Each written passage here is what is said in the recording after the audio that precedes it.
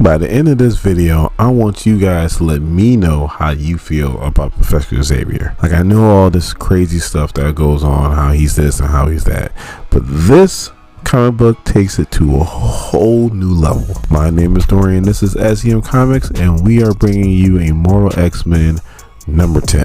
Let's get into it. So the book starts off with Mr. Sinister in the lab doing his thing. Now, he has several clones of Myra McTaggart.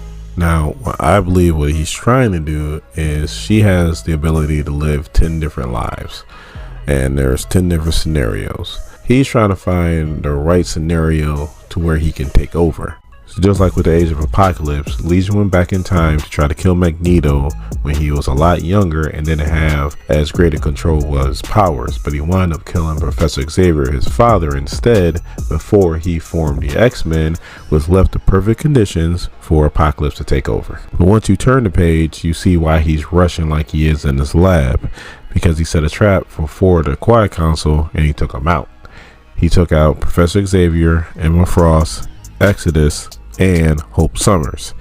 She's the most important because she is a part of the 5. The 5 consists of Proteus, Tempest, Elixir, Egg, and Hope Summers.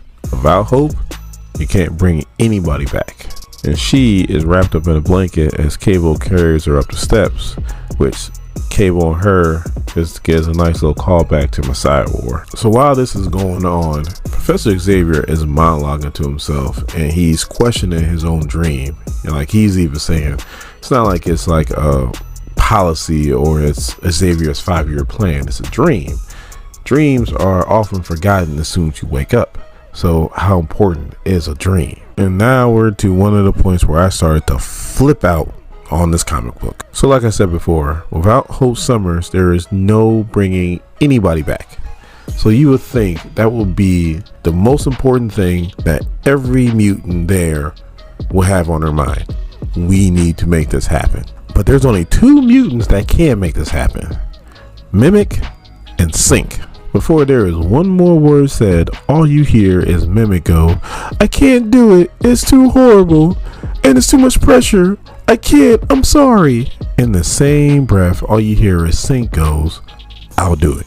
If this was a TV show Survivor and it's live from Krakoa, Mimic would be the second person voted off the island. You gotta take care of Sinister's homicide first, you gotta get rid of him. But right after that, Mimic is a close second. Gotta get him out of here. So back to the homie Sync. Not only is he willing to do it, but then they're telling him that he shouldn't look at the body because it's pretty brutal. And he's like, no, I gotta do this. I gotta be as close as possible to her because we can't leave her like this. We have to bring her back. So now that Sync has copied Hope's powers, he joins the other 4, including the Stepford Cuckoos, because it's normally Professor Xavier who puts in the memories back into their head. With him out, then it falls to Emma. They're both out. Now it's the Stepford Cuckoos, and they bring back Hope. So they also bring back Exodus, and the first thing Exodus says is the Sinister still breathe the same air as the mutants. They bring back Professor Xavier, and he's like, for now, but we're headed that way. And then Emma's like, good, if we hurry, we can still get a little bit of revenge. So on the next page, when I mean all the X-Men are after Sinister, all of the X-Men are after Sinister. So while this is going on, Charles Xavier is still doing the narration, and he fully admits with his mutant capabilities plus Cerebro, it wasn't like he had to find mutants. He knew about all of the mutants. So he selected the ones that he wanted to help. He knew about the Morlocks, and he even admits that he left them down there, did nothing about it. So SCM Nation, I pose this question. Charles Xavier knew about the Morlocks way before the Mutant Massacre, and he did nothing. Is that evil? Please let me know in the comments. So now back to our story. Sinister is starting to sweat bullets because he knows the X-Men is on his. So to try to slow down the X-Men, he releases this Cyclops mutant chimera called Eye-Boy, who's shooting all these optic blasts. Doesn't work, the X-Men runs right through him. So now Xavier is talking about his original X-Men, how Bobby, Iceman, has an ocean of talent and has barely been tapped, how Beast has an intelligence that exceeds his own, how Angel, who is married to money, has a wealth that exceeds his own, how Jean is a prodigy that is beyond imagination, and how Scott was already the leader that the team desperately needed. And then he talks about how he expanded his ranks, how he picked a goddess that had the home skills of a thief, how he picked a trained circus acrobat, an ex-Interpol agent, and we can't forget about the Black Ops killer. And as he says that, Sinister releases the Wolverine chimeras, which the X-Men run through them too. So Jean thinks she located them, and she sends Nightcrawler. Nightcrawler teleports and says Note is a decoy brain. I'm like, what? So now Sinister knows that they are really close to bringing down his door. So then he deploys his last chimeras, which are clones of Proteus. So while this is going on, Xavier is still narrating, and he's bringing up his son, and he's also bringing up Myra McTaggart's son. He's saying, I had a boy and he nearly destroyed the world with runaway thoughts, talking about Legion. And then he says Myra's boy was a serial killer that can carve reality with his mind, which is Proteus. Now, I know the X-Men are extremely powerful, but if Sinister has cloned Proteus and there's a bunch of them, they should not be running through these Proteuses like they ran through the Wolverines and the Cyclops. No, that shouldn't be happening. I mean, do you remember what happened in X-Men animated series when Proteus got a hold of Wolverine? Make me bust you up. Hey, stop it! Make it stop!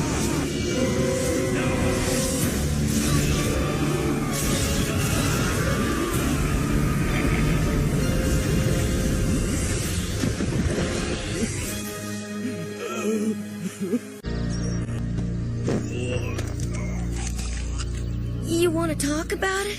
No, not now, not ever. Proteus broke this man down like he was some Legos. And this just isn't any character we're talking about here. We're talking about Wolverine, who is one of, if not the toughest characters in Marvel. And Proteus had this man crying in the corner. But in saying that, the X-Men run through them too. So as that's happening, Xavier's still narrating, and he's bringing up how when Jean lost control, a whole planet burned. He's pretty much bringing up a lot of the seminal moments in X-Men history. So I'm not gonna lie, this is one of my favorite parts of the whole comic book. It's funny as hell, but it's also kind of true in a sense. So Sinister is now shook, and he is hauling and elbows to his ship. He goes, "You idiots. Krakoa wasn't made by you sweethearts. It was made by me, Myra, Magneto, other people not beginning with the letter M. Apocalypse, his name's kind of fancy and kind of looks like him if you squint." I was like, are you serious? I had to laugh at that one. He continues, "You take what you want from us, and then when we turn your stomachs, you cast us out and carry on living in the world you stole. But every time you cheat death, you say a prayer to Mr. Sinister." I had to take a moment, because that was too gangster. Dude, that was Dr. Doom-esque. Dr. Doom might be kind of pissed at Sinister because he didn't come up with that. Like when Sinister turned into Nino Brown. Sit your $5 down before I make change. I looked you up, Kieron Gillen. Said you from England. You ain't from England. With that line, you gotta be from the 305. Because you took it straight to the house. So as Sinister was saying that, he was getting onto his ship. But Professor Xavier, Jean Grey, Exodus, and it looks like Emma Frost has pretty much chased him down. So while that's happening, Professor Xavier is still narrating, and he's explaining how mutants aren't like any other nationality out there. How minorities get looked down upon and persecuted on just based off the color of their skin, or sometimes lack thereof.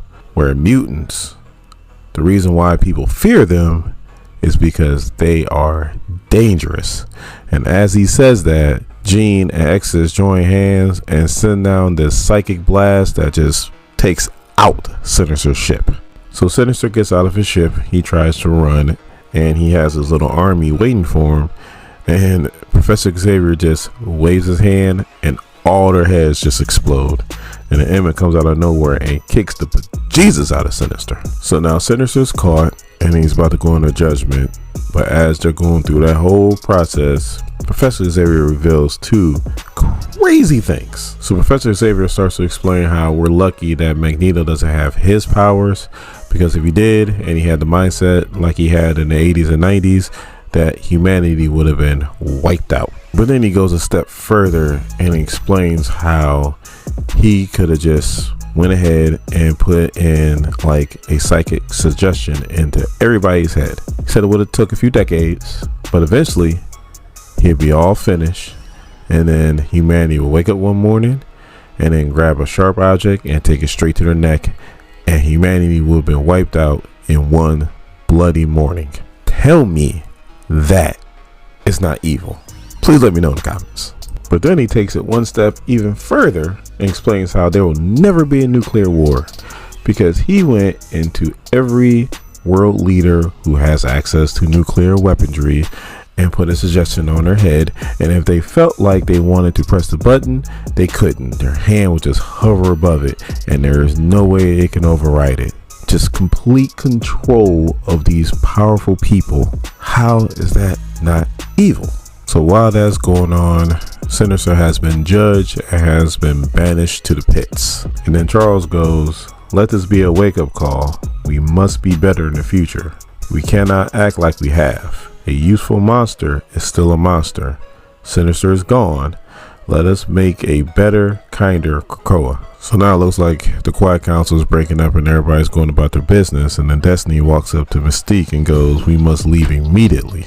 So then they show Charles, he's still narrating and he's by himself, and he takes off his helmet, and why does he have a diamond in the middle of his forehead, just like Mr. Sinister? And with this being the case, Sins of Sinister is going to be wild.